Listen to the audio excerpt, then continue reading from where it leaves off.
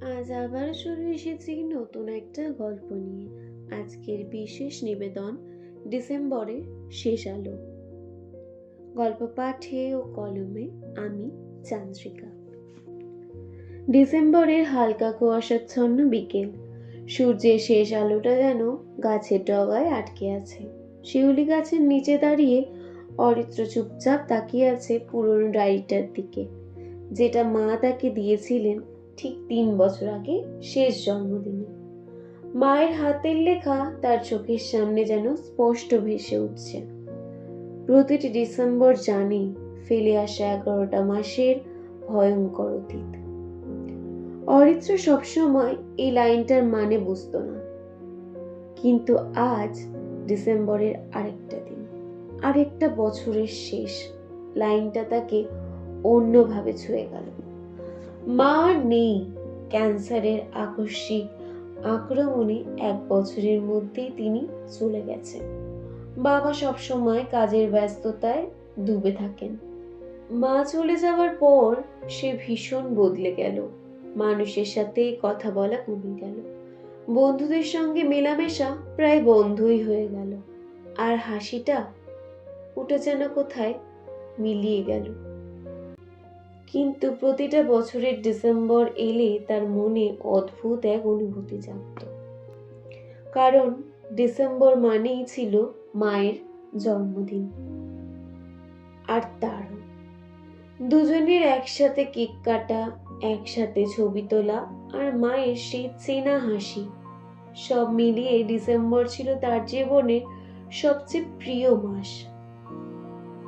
এখন সেই মাসটাই সবচেয়ে কষ্টের। আজ 8ই ডিসেম্বর, মায়ের জন্মদিন।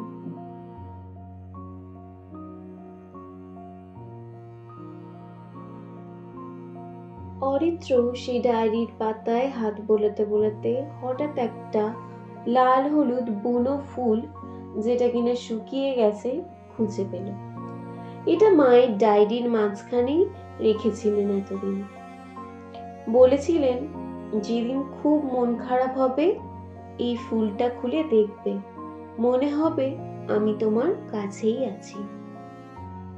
অরিত্রর গলা শুকিয়ে এলো, চোখ ঝাপসা হতে শুরু করলো।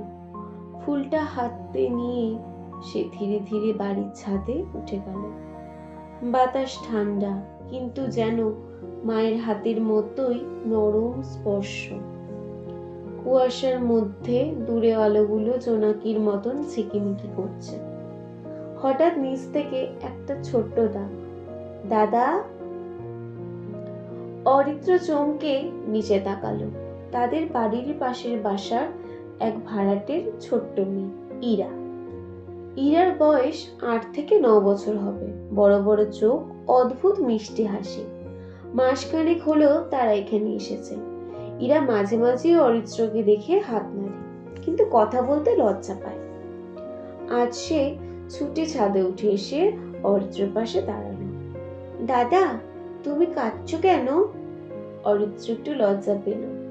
সে চোখ মুছল। কিছু না। ইরা মাথা কাত করে বলল, মিথ্যে কথা।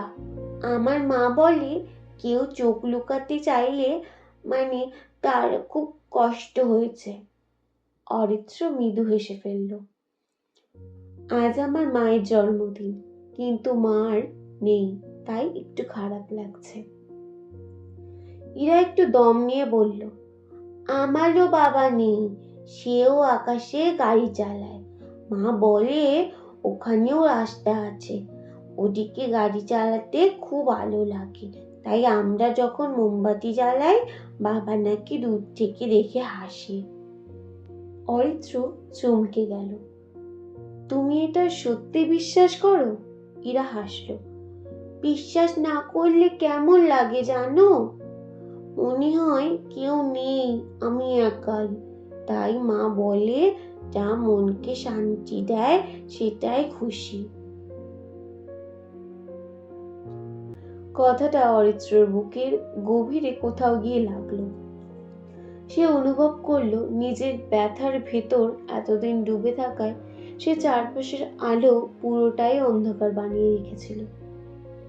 ইরা পকেট থেকে একটা ছোট্ট চকলেট নিয়ে অরিত্রর সামনে ধরল। আজ তোমার মায়ের জন্মদিন, কেক নেই, কিন্তু তুমি চাইলে আমি তোমার সঙ্গে এই চকলেটটা ভাগ করে খাবো। মা বলে যাদের আমরা ভালোবাসি তারা আকাশের থেকেও আমাদের হাসি দেখতে ভালোবাসে। অরিত্রর চোখ আবার ভিজে গেল, তবে এবার কষ্টে নয়, অদ্ভুত এক উষ্ণতায়। সে চকলেটটা ভেঙে ইরার সাথে ভাগ করে নিল। দুজনে চুপচাপ আকাশের দিকে তাকিয়ে রইল। আকাশে একটা তারা খুব উজ্জ্বল হয়ে জ্বলছিল। ইরা হঠাৎ বলল, ওইটা কি তোমার মায়ের তারা? অরিত্র মাথা নাড়ল, হতে পারে। তাহলে আজ থেকে তুমি কাটবে না, ঠিক আছে? আমি তোমার বন্ধু হব, আর বন্ধুরা একে অপরকে তো একা হতে দেয় না। অরিত্র প্রথমবারের মতন হাসল, মন থেকে, সত্যিকারের হাসি। ইরা ছুটে নিচে নেমে গেল। অরিত্র একা দাঁড়িয়ে ভাবছিল। হঠাৎ মনে হলো শীতের এই বাতাস, ডিসেম্বরের হালকা আলো, সব যেন মায়ের গলা মিলিয়ে বলছে, প্রতিটা ডিসেম্বর জানি ফেলে আসা 11টা মাসের ভয়ঙ্কর অতীতও আলো হয়ে ফিরে আসতে পারে। মায়ের লেখা লাইনটার অর্থ আজ সে বুঝল। অতীত যতই কষ্টের হোক, কিছু মানুষ, কিছু স্মৃতি আবার জীবনের আলো ফিরিয়ে আনে। আর সেই আলো কখনো কখনো আসে একদম অচেনা কারোর হাত ধরে। অরিত্র আকাশের তারাটার দিকে তাকিয়ে মৃদু স্বরে বলল, শুভ জন্মদিন মা, আমি আর একা নই।